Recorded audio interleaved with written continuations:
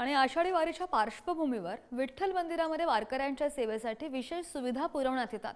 आता मंदिरामध्ये चौखांबी आणि सोळखांबी परिसरामध्ये 10 सेंट्रलाइज्ड एसी सुद्धा बसवण्यात आलेले आहेत। थेट मंदिरामधून माहिती देत आहेत माऊली डांगे, पाहूयात।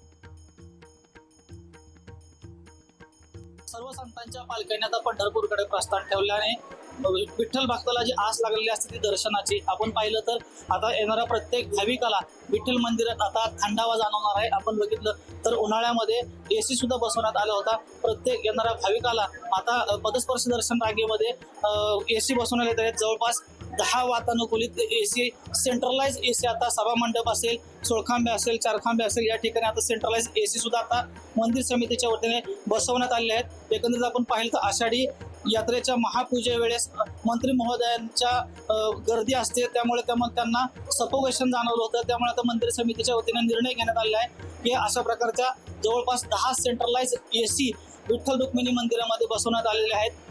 प्रत्येक येणाऱ्या भाविकाला कुठेतरी थंडावा जाणवावा यासाठी मंदिर समितीच्या वतीने जवळपास 10 सेंट्रलाइज एसी बसवण्यात आले। त्यामुळे येणारा आता भाविक येणारा पदस्पर्श दर्शन रांगेमध्ये आल्यानंतर भाविकाला आता दर्शन घेतल्यानंतर सेंट्रलाइज एसीच्या माध्यमातून आता भाविकांना आता थंडावा जाणवणार आहे, त्यामुळे सफोकेशन होणार नाही।